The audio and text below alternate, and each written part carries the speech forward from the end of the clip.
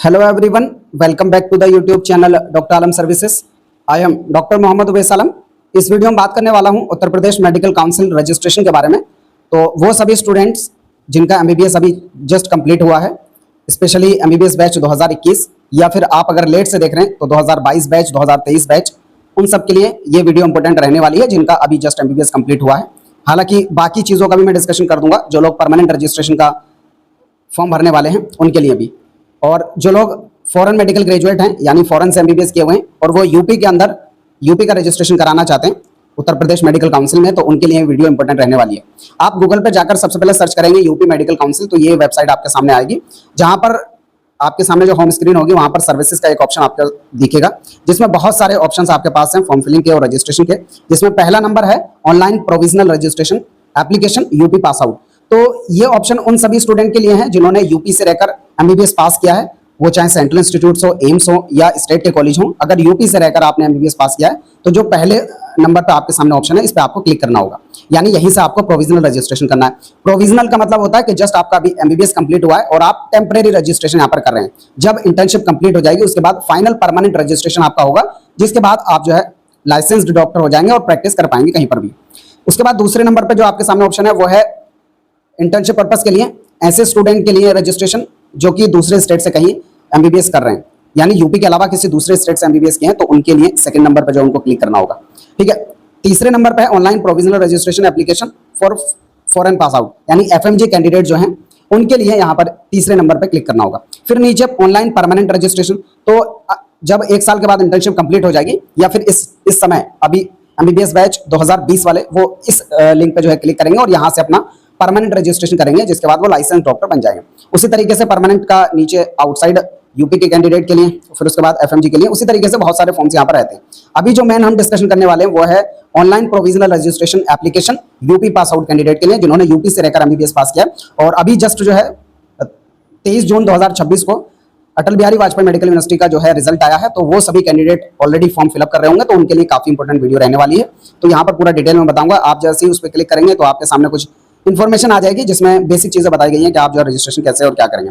ये इस टाइप का पोर्टल आपके सामने आएगा, जिसमें जो आपके सामने ऑप्शन आ रहा है वो है कैंडिडेट लॉगिन का और दूसरा है मेडिकल कॉलेज लॉगिन का। तो ये मेडिकल कॉलेज वालों के लिए और ये कैंडिडेट के लिए। तो आपसे जो मतलब रखना है स्टूडेंट को वो इस लिंक से जो है मतलब रखना है। और फिर ये यूपी मेडिकल काउंसिल जो इसके ऑफिसर्स हैं उनके लिए लॉगिन पोर्टल है। ठीक है, अभी हमको यहाँ पर नहीं करना, हमको पहला न्यू रजिस्ट्रेशन वाला जो ऑप्शन है उस पर क्लिक करना होगा, क्योंकि हमें रजिस्ट्रेशन करना है। अभी तक हमारा रजिस्ट्रेशन हुआ नहीं है, तो जो पहली बार क्योंकि हम प्रोविजनल रजिस्ट्रेशन के लिए अप्लाई कर रहे हैं तो यहाँ पर हमको क्लिक करना होगा। तो यहाँ पर जो मैं रजिस्ट्रेशन आपको करके पूरा डिटेल में दिखाने वाला हूँ वो है उन सभी कैंडिडेट के लिए जिन्होंने यूपी से रहकर एमबीबीएस पास किया है। User manual for provisional registration pass out from Uttar Pradesh, उन सभी कैंडिडेट के लिए यहाँ पर ये। तो आपके सामने मैंने अभी आपको दिखाया था कि किस टाइप का पोर्टल आपको दिखेगा, जहाँ पर आपको सबसे पहले जो क्लिक करना है वो click here for new registration पे क्लिक करना है। फिर आपके सामने इस टाइप की जो है पॉपअप विंडो खुलेगी, जहाँ पर रजिस्ट्रेशन इंस्ट्रक्शंस आपको दी होंगी, यानी जब आप रजिस्ट्रेशन करने वाले हैं तो कौन कौन से डॉक्यूमेंट आपको लगेंगे। तो यहाँ पर आपको डिक्लेरेशन वाले बॉक्स में क्लिक करके आई एग्री पे क्लिक कर देना और आगे बढ़ जाना है। फिर उसके बाद जो सेकंड नंबर पे आपके पास ऑप्शन आएगा, मतलब इसको क्लिक करने के बाद आपको जो कैप्चा यहाँ पर दिया होगा उसको सॉल्व करके फिलअप कर देना है और फिर आगे आपको प्रोसीड करना है। उसके बाद जो है आपका जो फ़ोन नंबर है जो आपने वहाँ पर फिलअप किया है उस पर आपका ओटीपी जाएगा। आपको जो है उस ओटीपी को यहाँ पर फिलअप करना है और वैलिडेट करना है। उसके बाद आपका जो ओटीपी है वो कंफर्म हो जाएगा। फिर उसके बाद ईमेल पे जो है आपको वेरिफिकेशन करना है। ईमेल पे आपका ओटीपी गया होगा, उसका भी वेरिफिकेशन करना है सेम तरीके से। आपकी ईमेल पे जो है आपका ओटीपी जाएगा यूपी मेडिकल काउंसिल की तरफ से, और जो ईमेल आपको मिलेगा वहां पर जाकर आपको वेरीफाई करना होगा। ईमेल पहले आपको खोलनी है, वहां पर ऑप्शन आपको दिखेगा कि आप उसको वेरीफाई करना चाहते हैं, तो क्लिक हियर का जो ऑप्शन आपको मिलेगा वहां से जाकर आप ओपन करेंगे। और जैसे ही आपका यहाँ पर ईमेल वेरिफिकेशन कंफर्म हो जाएगा आपको फिर बैक आ जाना है, मतलब वहीं से बैक आ जाएंगे। पहले आपने फोन नंबर का वेरिफिकेशन वेबसाइट से किया, फिर आपके पास ईमेल आया, ईमेल पे जाकर आपने वहां से ईमेल का वेरिफिकेशन किया, फिर आपको बैक आ जाना है। और फिर जो आपका दोनों वेरिफिकेशन था, फोन नंबर और आपका ईमेल आईडी दोनों वेरिफिकेशन हो चुका है। उसके बाद जो आपका प्रोफाइल आईडी और पासवर्ड है वो आपके ईमेल पर भेज दिया जाएगा और उसके साथ ही रजिस्टर्ड ईमेल एड्रेस जो है वहां पर आपको मिलेगा। तो उसके बाद आप क्या करेंगे, इस जो आपको आईडी मिली है प्रोफाइल आईडी और उसके साथ पासवर्ड दोनों को सही तरीके से रखेंगे। इन फ्यूचर आपको इसकी जरूरत पड़ने वाली है। अब दोबारा से आपको जो है इस पेज पे जाना है जो सबसे पहले मैंने दिखाया था, वहां पर आपको डायरेक्ट यहाँ पर लॉगिन करना होगा कैंडिडेट लॉगिन वाले सेक्शन में, जिसमें आपको अपनी आईडी डालनी है, पासवर्ड डालना है ये कहाँ से मिलेगा, ऑलरेडी आपकी ईमेल पे आ चुका होगा। फिर उसके बाद आपको यहाँ से लॉगिन करना है, जो आपकी ईमेल आईडी पे गया था वही फिलअप करके, और फिर यहाँ से आपको जो है सबसे पहले अपनी नेशनलिटी सेलेक्ट करनी है। मतलब यहाँ से आपकी जो फॉर्म फिलिंग है वो शुरू हो चुकी है। सबसे पहले आपको अपनी नेशनलिटी में इंडियन सेलेक्ट करना है, और कोई अगर बाहर के हैं तो वो भी सेलेक्ट कर सकते हैं। फिर उसके बाद आपको अपनी पर्सनल डिटेल भरनी है, जिसमें सबसे पहला आपको अपना फर्स्ट नेम, मिडिल नेम और फिर लास्ट नेम। अगर आपका नेम के अंदर सिर्फ एक ही नाम है तो आपको सिर्फ फर्स्ट नेम में भर देना, दो हैं तो फर्स्ट और थर्ड में भर देना, तीनों हैं तो तीनों में भर देना।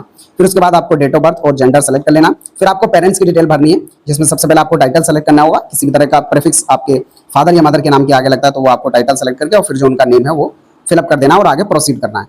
फिर उससे आगे आपको जो है 12th की डिटेल यहाँ पर भर लेनी है, जिसमें सबसे पहले पासिंग ईयर सेलेक्ट करना है। आपने 12th क्लास कब पास किया था वो ईयर सेलेक्ट करना है। फिर 12th का आपको रोल नंबर यहाँ पर भरना है, और फिर उसके साथ आपकी कंट्री जो है सेलेक्ट करनी है जहां से आपने 12th पास किया। ठीक है, फिर यहाँ पर डिक्लेरेशन के बाद जो कैप्चा दिया होगा उसको सोल्व करने के बाद आपको आई एग्री पे क्लिक करके और सबमिट पर क्लिक कर देना है। ठीक है, और जो भी डाटा आप भर रहे हैं उसको क्रॉस वेरीफाई करते चलना, क्योंकि इसमें मिस्टेक नहीं होनी चाहिए। हालांकि अभी एडिट का ऑप्शन मिलेगा आगे, लेकिन एक बार अगर आप फाइनल सबमिट कर देंगे तो उसके बाद करेक्शन का कोई भी ऑप्शन आपको नहीं मिलेगा। फिर उसके बाद जो आपके सामने विंडो खुलेगी वो इस टाइप की होगी। अब यहाँ पर आपको किस टाइप का रजिस्ट्रेशन आप करने वाले हैं वो यहाँ पर आपको सेलेक्ट करना है। ठीक है, तो सबसे ज्यादा जो चेंज है आपको यहीं पर देखने को मिलेगा, क्योंकि यहाँ पर अभी just MBBS pass out student majority registration कर रहे होंगे, तो आपको यहाँ पर प्रोविजनल रजिस्ट्रेशन सेलेक्ट करना है। ठीक है, और जब इसके बाद नेक्स्ट ईयर जब भरा जाएगा तो उस टाइम पर सेम तरीके से फॉर्म भरेंगे और वहाँ पर परमानेंट रजिस्ट्रेशन भरना होगा, या इस टाइम पर जो 2020 बैच वाले रजिस्ट्रेशन कर रहे होंगे वो परमानेंट रजिस्ट्रेशन पे क्लिक करेंगे। ठीक है, फिर यहाँ पे क्लिक करके जो आपके सामने विंडो ओपन होगी वो कुछ इस टाइप की होगी, जिसमें प्रोविजनल सर्टिफिकेट आपको जो है सेलेक्ट करना होगा, जिसकी में आपके पास तीन ऑप्शन है: पास out from Uttar Pradesh, foreign medical graduate and other medical council registration. ठीक है, यानी इंडियन क्लास क्वालिफिकेशन है लेकिन किसी दूसरे स्टेट से हैं। तो जो यूपी के स्टूडेंट है वो इस सेक्शन वाले पार्ट पे क्लिक करके और फिर अप्लाई सर्टिफिकेट पे क्लिक करेंगे। फिर उसके बाद आपके सामने कुछ इंस्ट्रक्शंस आएंगी कि आपको कौन कौन से डॉक्यूमेंट्स लगने वाले हैं रजिस्ट्रेशन के अंदर। वो सारे डॉक्यूमेंट्स आपको पढ़कर और फिर प्रोसीड पे क्लिक करना है। फिर उसके बाद जो आपका डैशबोर्ड है ये क्रिएट हो जाएगा इतनी इन्फॉर्मेशन सबमिट करने के बाद, और बेसिक डिटेल आपको यहाँ पर दिख रही होगी, आप उसको पूरा देख सकते हैं। और अगर कोई भी मिस्टेक लग रही है तो आप उसको एडिट कर सकते हैं अभी फाइनल सबमिट करने से पहले। ठीक है, तो यहाँ पर पहला जो आपको सबसे पहले काम करना है वो है अप्लाई रजिस्ट्रेशन, यानी रजिस्ट्रेशन करना है। और जितने भी पार्ट हैं आपके इस फॉर्म फिलिंग के वो अभी पेंडिंग दिख रहे हैं, तो सबसे पहले आपको प्रोसीड वाले ऑप्शन पे क्लिक करना है और जो आपका अप्लाई रजिस्ट्रेशन है इसको कंप्लीट करना है। जैसे ही अप्लाई रजिस्ट्रेशन पे आप क्लिक करेंगे तो कुछ बेसिक डिटेल आपको यहाँ पर एमबीबीएस से रिलेटेड भरनी होगी, जिसमें सबसे पहला है एमबीबीएस मंथ ऑफ ज्वाइनिंग, यानी किस मंथ में आपने एमबीबीएस ज्वाइन किया था। एमबीबीएस ईयर ऑफ ज्वाइनिंग, किस ईयर में आपने ज्वाइन किया था, किस मंथ में किया था और किस ईयर में, दोनों फिलअप करना है। फिर उसके बाद MBBS month of passing first, यानी एमबीबीएस फर्स्ट ईयर को पास करने का आपका कौन सा ईयर था, एमबीबीएस ईयर ऑफ पासिंग, और पूरा एमबीबीएस पास करने का कौन सा ईयर था आपको ये फिलअप करना है इस सेक्शन में। फिर उसके बाद MBBS final year roll number fill up करना है, फिर उसके बाद यूनिवर्सिटी एनरोलमेंट नंबर आपको फिलअप करना है। फिर उसके बाद जो आपको सेल्फ डिक्लेरेशन नीचे दिख रहा है उस पर आपको क्लिक करके कैप्चा को भर के आई एग्री पे सबमिट क्लिक करके आपको जो है सबमिट कर देना है। उसके बाद ये पूरा काम करने के बाद जो आपका अप्लाई रजिस्ट्रेशन वाला पार्ट है वो कंप्लीट हो चुका होगा और आपको डैशबोर्ड में दिखेगा कंप्लीटेड। और फिर उसके बाद आधार वेरिफिकेशन का जो सेकंड पार्ट है आपको उस पर एक्शन लेना है। तो उसके लिए आपको वेरीफाई आधार नंबर वाले ऑप्शन पे क्लिक करके अपने आधार को वेरीफाई करना है। आधार वेरिफिकेशन के लिए नॉर्मल डिजी लॉकर से आपका आधार वेरीफाई हो जाएगा। और फिर उसके बाद जो आपका थर्ड पार्ट आता है वो है फेस वेरिफिकेशन का, जिसमें जो फेस वेरीफाई वाला ऑप्शन है आपको उस पर क्लिक करके अपने फेस को वेरीफाई करना है, जिसके लिए आपको जो है अपना फोटो यहाँ पर अपलोड करना होगा। खींचने के बाद अपने कैमरा से ही आप जो है ले सकते हैं, और जो लोग फोन से कर रहे हैं वो अपने फोन से ही वेबसाइट पे परमिशन देनी होती है और वहीं से आप अपना फोटो यहाँ पर सबमिट कर सकते हैं। और फिर उसके बाद जो कंटिन्यू वाला ऑप्शन है वहां से आगे बढ़ेंगे। उसके बाद जो नेक्स्ट ऑप्शन आपका आता है वो है डॉक्यूमेंट वेरिफिकेशन का, डॉक्यूमेंट अपलोड का, सॉरी। तो आपको अभी तक ये ऑप्शन जो है पेंडिंग दिखा रहा है, आपको अपलोड वाले ऑप्शन पे क्लिक करके आगे प्रोसीड करना है। तो जब एक बार आप पूरा कर लेंगे फिर उसके बाद आप यहाँ से व्यू वाले सेक्शन में जाकर अपनी डिटेल्स को क्रॉस चेक भी कर सकते हैं। जैसे आधार की डिटेल है उसको वेरीफाई कर सकते हैं, फेस वेरिफिकेशन था उसको जाकर देख सकते हैं कि आपका फोटो कैसे अपलोड हुआ है। उसी तरीके से डॉक्यूमेंट अपलोड करने के बाद भी आप वेबसाइट से जाकर देख सकते हैं कि आपके डॉक्यूमेंट किस तरीके से अपलोड हुए हैं। इसमें कोई भी मिस्टेक है तो आप पहले ही चेक कर सकते हैं। तो डॉक्यूमेंट्स वाले सेक्शन में जब आप जाएंगे तो यहाँ पर डॉक्यूमेंट जो आपको अपलोड करने हैं उसमें सबसे पहले आपका फोटो, और एक चीज जो पुरानी वीडियोस हैं उसमें कुछ इस टाइप से दिखाया था कि फोटो आपका सीएमओ से अटेस्टेड होना चाहिए। तो अभी जो लेटेस्ट यहाँ पर मैं दिखा रहा हूँ उसमें कुछ भी ऐसा नहीं है, आपको सिंपल अपना फोटो जो है अपलोड करना है। बस जो इनके इंस्ट्रक्शंस हैं वो आपको फॉलो करनी है। जैसे मैक्सिमम साइज आपका 2 MB का होना चाहिए और जेपीजी फॉर्मेट में जो आपका फोटो होना चाहिए आप यहाँ से अपलोड करेंगे। जैसे ही अपलोड होगा आप अपने फोटो को यहाँ से देख भी सकते हैं, ठीक है। और फिर जब फाइनल सबमिट हो जाएगा तो यहाँ पर कॉलेज आपका रिमार्क करेगा कि सेम स्टूडेंट है, अगर आपने मिस्टेक किया तो उसको रिजेक्ट भी किया जा सकता है, और अगर रिजेक्ट होगा तो उसको करेक्शन का ऑप्शन भी दिया जाएगा, ठीक है। और दूसरा जो है यहाँ पर यूपी मेडिकल काउंसिल का रिमार्क होगा एक तो एक बार कॉलेज आपका वेरीफाई करेगा और फिर यूपी मेडिकल काउंसिल वेरीफाई करेगी, ठीक है। फिर अगला जो ऑप्शन आता है आपका और डॉक्यूमेंट अपलोड में, वह है सिग्नेचर। तो आपको अपने सिग्नेचर अपलोड करने हैं। ये कैपिटल या ब्लॉक लेटर्स में नहीं होना चाहिए, नॉर्मल जो सिग्नेचर आप करते हैं वही सिग्नेचर करना। और जो आपके लिए रूल है वो ये है कि 2 MB का आपको इसका फोटो अपलोड करना है और JPG फॉर्मेट में इसको अपलोड करना है। अपलोड करने के बाद आप यहाँ से व्यू भी कर सकते हैं और अपने फोटो को चेक कर सकते हैं कि सही अपलोड हुआ या नहीं। फिर उसके बाद आपको जो है स्कैन कॉपी आधार की अपलोड करनी है और दोनों साइड की, ठीक है। तो इसके लिए या तो आप अपने फ़ोन से ही दोनों फोटो को एक साथ एडिट कर लेना, या फिर किसी कैफे वाले से जाकर दोनों की एक साथ एक फाइल बनवा लेना, ठीक है। हालांकि फ़ोन से भी हो जाएगा, तो जो लोग चाहें एक अपने फ़ोन से ही ऐप आते हैं उसको एडिट करके एक साथ कर लेना। फिर उसके बाद आता है पैन कार्ड। तो आपको अपना पैन कार्ड अपलोड करना है, जिसमें जो स्कैन कॉपी अपने पैन कार्ड की आपको वो अपलोड करनी है और 2 MB की JPG फॉर्मेट में। जो फॉर्मेट बोला है, जितना साइज बोला है वही आप अपलोड करना, तभी होगा, अदरवाइज नहीं होगा। फिर उसके बाद 10th की मार्कशीट आपको यहाँ पर अपलोड करनी होगी, यानी 10th के डॉक्यूमेंट आपके यहाँ आ गए। तो अपनी जो 10th की मार्कशीट है, ऑलरेडी डॉक्यूमेंट आपके पास ओरिजिनल वाले नहीं होंगे, तो जो फोटोकॉपी हो आप उसको भी यहाँ पर अपलोड कर सकते हैं स्कैन करके, या कोई पुराना फोटो पड़ा है उसको ही अपलोड कर सकते हैं।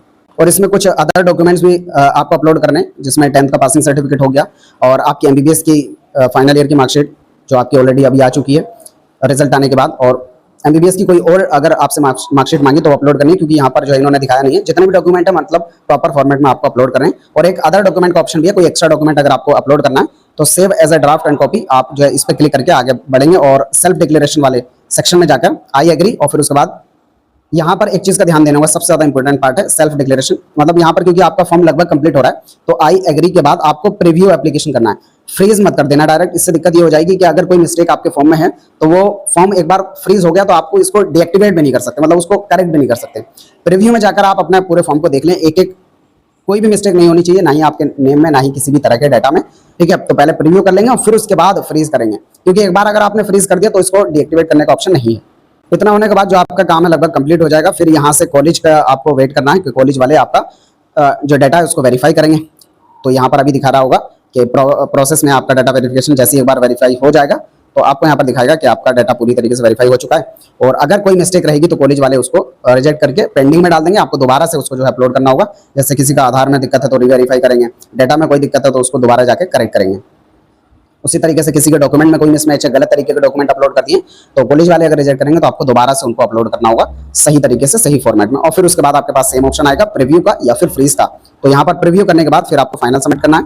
और अगर यहाँ से आपका मेडिकल कॉलेज से पूरा वेरिफिकेशन हो जाता है, तब उसके बाद जो है यूपी मेडिकल काउंसिल का यहाँ पर वेरिफिकेशन होगा, वहाँ से भी वेरीफाई हो जाता है, तब आपको जो है यहाँ पर पेमेंट करना है। और जब यहाँ से आपका पेमेंट भी हो जाएगा तब उसके बाद आपका जो प्रोसेस है वो पूरी तरीके से कंप्लीट हो गया, यानी आपका जो यूपी मेडिकल काउंसिल का रजिस्ट्रेशन कंप्लीट हो गया। और उसके बाद आप जो है जैसे इसका कंफर्मेशन आ जाएगा आपका पेमेंट का वेबसाइट पर अपलोड हो जाएगा। फिर उसके बाद अपना जो एप्लीकेशन फॉर्म है आप उसको प्रिंट कर सकते हैं, और जो फी रिसिप्ट है आप उसको भी प्रिंट करके अपने पास रख सकते हैं। तो दोनों को ही प्रिंट करके अपने पास रख लें, ठीक है। यहाँ से आपके पास डाउनलोड का इसका ऑप्शन होगा दोनों ही चीज़ों को डाउनलोड करने का। अब अगर किसी कैंडिडेट से कोई प्रॉब्लम हो गई है, मतलब उसमें गलत डाटा भर दिया है, कोई मिस्टेक हो गई है, तो उन लोगों के पास एक डीएक्टिवेशन का ऑप्शन होता है। तो आप डीएक्टिवेट कर सकते हैं अपने फॉर्म को, यानी वहाँ से रोक के और दूसरा नया फॉर्म जो है फिलअप कर सकते हैं, ठीक है। और फ्रीज करने से पहले की चीज़ें हैं ये। आप वहाँ से डीएक्टिवेट करने के लिए पहले जो अपना एप्लीकेशन नंबर और फ़ोन नंबर है ये फिलअप करके जो OTP आएगा आप OTP को फिलअप करेंगे, और फिर उसके बाद आपका यहाँ से फिर से रजिस्ट्रेशन जो है नई तरीके से शुरू हो जाएगा, यानी फिर से आप वहाँ से पूरा डाटा भरेंगे बिना किसी मिस्टेक के, ठीक है। तो यहाँ से ये पूरा प्रोसेस आपका कंप्लीट हो जाता है रजिस्ट्रेशन का। इसके बाद भी अगर किसी का कोई क्वेरी या डाउट बचता है तो नीचे कमेंट बॉक्स में बता सकते हैं। मिलते हैं नेक्स्ट वीडियो में, तब तक के लिए थैंक यू।